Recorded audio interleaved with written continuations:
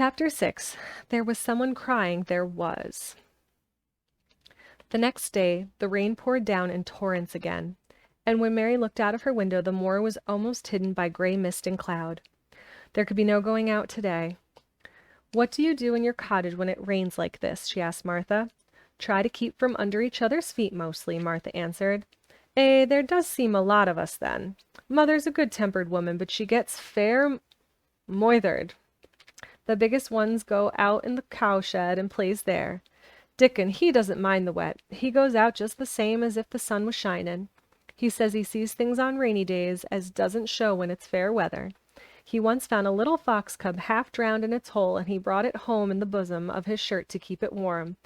Its mother had been killed near by, and the hole was swum out and the rest of the litter was dead. He's got it at home now. He found a half-drowned young crow another time, and he brought it home too, and tamed it. It's named Soot because it's so black, and it hops and flies about with him everywhere." The time had come when Mary had forgotten to resent Martha's familiar talk. She had even begun to find it interesting and to be sorry when she stopped or went away. The stories she had been told by her Io when she lived in India had been quite unlike those Martha had to tell her about the moorland cottage, which held 14 people who lived in 4 little rooms and had never had quite enough to eat.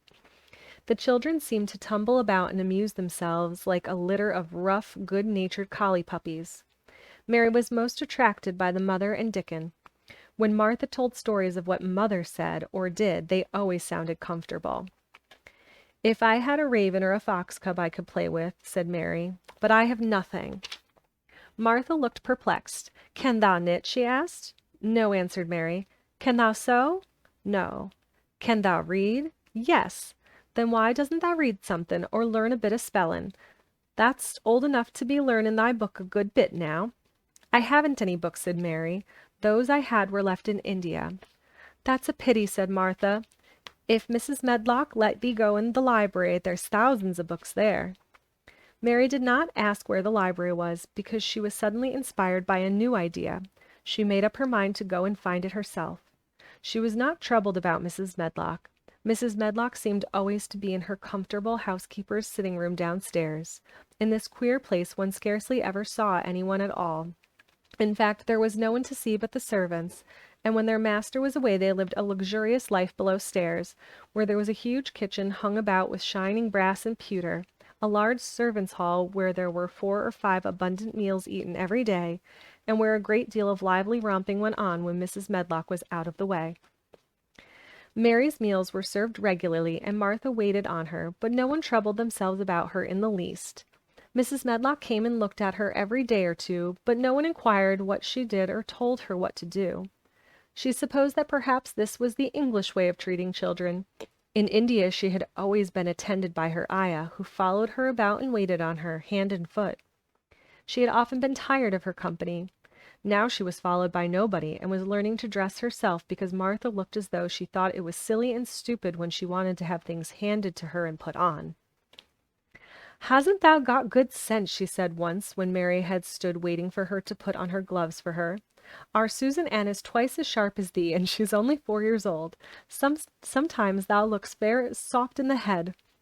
Mary had worn her contrary scowl for an hour after that, but it made her think several entirely new things. She stood at the window for about 10 minutes this morning after Martha had swept up the hearth for the last time and gone downstairs. She was thinking over the new idea which had come to her when she'd heard of the library. Handy Corfor, stand up, please. I'm just wearing black leggings. It's not very interesting. If I stand up, you will just have a shot of my knees. And though they are lovely, I'm probably going to stay in my seat. Hi, Handycore. How are you? Did you come from the Discord?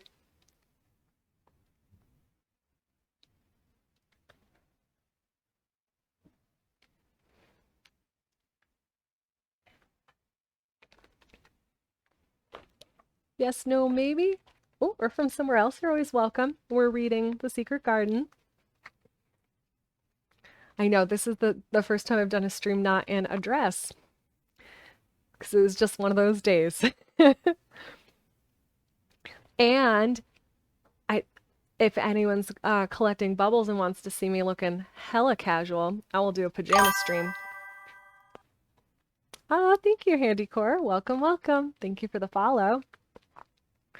Um, although I have to probably more appropriate pajamas or ones that aren't so disgusting. Like the old t-shirts. Everyone's got those, the pajamas that you wear when no one's gonna see it in them. Mm-hmm. All right. Heard of the library.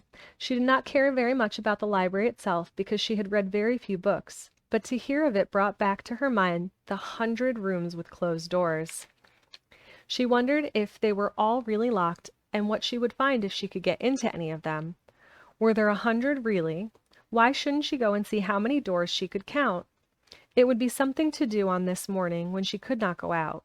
She had never been taught to ask permission to do things, and she knew nothing at all about authority, so she would not have thought it necessary to ask Mrs. Medlock if she might walk about the house, even if she had seen her.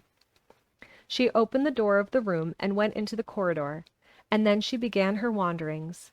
It was a long corridor, and it branched into other corridors, and it led her up short flights of steps which mounted to others again. There were doors and doors, and there were pictures on the walls. Sometimes they were pictures of dark, curious landscapes, but oftenest they were portraits of men and women in queer, grand costumes made of satin and velvet. She found herself in one long gallery whose walls were covered with these portraits. She had never thought there could be so many in any house. She walked slowly down this place and stared at the faces, which also seemed to stare at her. She felt as if they were wondering what a little girl from India was doing in their house. Some were pictures of children, little girls in thick satin frocks which reached to their feet and stood out about them, and boys with puff sleeves and lace collars and long hair, or big ruffs round their necks. She always stopped to look at the children and wonder what their names were, and where they had gone, and why they had worn such odd clothes. There was a stiff, plain little girl, rather like herself. She wore a green brocade dress and held a green parrot on her finger. Her eyes had a sharp, curious look. "Where do you live now?" said Mary aloud to her. "I wish you were here." Surely no other little girl ever spent such a queer morning. It seemed as if there was no one in all the huge rambling house but her own small self wandering about upstairs and down, through narrow passages and wide ones, where it seemed to her that no one but herself had ever walked. Since so many rooms had been built, people must have lived in them, but it all seemed so empty that she could not quite believe it true. It was not until she climbed to the second floor that she thought of turning the handle of a door. All the doors were shut, as Mrs. Medlock had said they were, but at last she put her hand on the handle of one of them and turned it. She was almost frightened for a moment when she felt that it turned without difficulty, and that when she pushed upon the door itself, it slowly and heavily opened. It was a massive door and opened into a big bedroom. There were embroidered hangings on the wall, and inlaid furniture such as she had seen in India stood about the room. A broad window with leaded panes looked out upon the moor, and over the mantel was another portrait of the stiff, plain little girl, who seemed to stare at her more curiously than ever. "Perhaps she slept here once," said Mary. "She stares at me so that she makes me feel queer." After that she opened more doors and more. She saw so many rooms that she became quite tired and began to think that there must be 100, though she had not counted them. In all of them were old pictures or old tapestries with strange scenes worked on them. There were curious pieces of furniture and curious ornaments in nearly all of them. In one room, which looked like a lady's sitting room, the hangings were all embroidered velvet, and in a cabinet were about 100 little elephants made of ivory. They were of different sizes, and some had their mahouts or palanquins on their back. Some were much bigger than the others, and some were so tiny that they seemed only babies. Mary had seen carved ivory in India, and she knew all about elephants. She opened the door of the cabinet and stood on a footstool and played with these for quite a long time. When she got tired, she set the elephants in order and shut the door of the cabinet. In all her wanderings through the long corridors and empty rooms, she had seen nothing alive, but in this room she saw something. Just after she had closed the cabinet door, she heard a tiny rustling sound. It made her jump. and look around at the sofa by the fireplace, from which it seemed to come.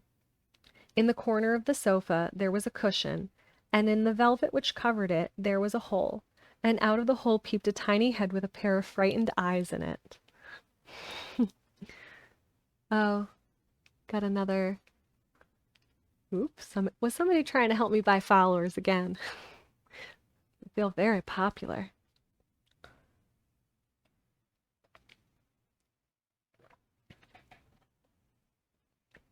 Mary crept softly across the room to look.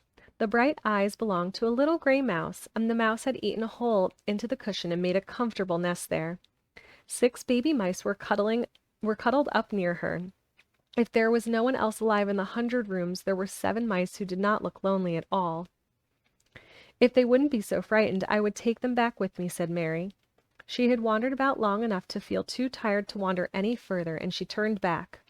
2 or 3 times she lost her way by turning down the wrong corridor, and was obliged to ramble up and down until she found the right one.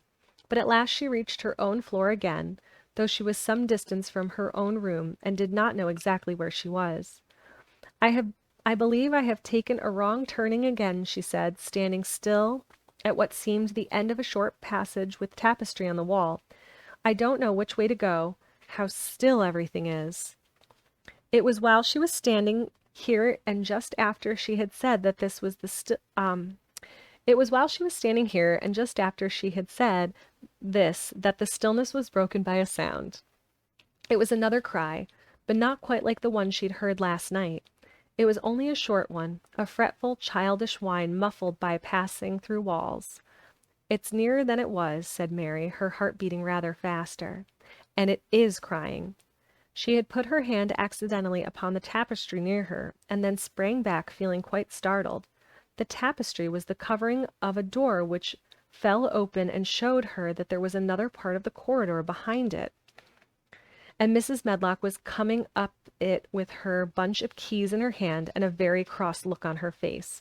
"What are you doing here?" she said, and she took Mary by the arm and pulled her away. "What did I tell you?" "I turned round the wrong corner," explained Mary. "I didn't know which way to go, and I heard someone crying." She quite hated Mrs. Medlock at the moment, but she hated her more the next. "You didn't hear anything of the sort," said the housekeeper. "You come along back to your own nursery, or I'll box your ears." And she took her by the arm and half pushed, half pulled her up one passage and down another, until she pushed her in at the door of her own room. "Now," she said, "you stay where you're told to stay, or you'll find yourself locked up. The master had better get you a governess, same as he said he would. You're one that needs someone to look sharp after you. I've got enough to do."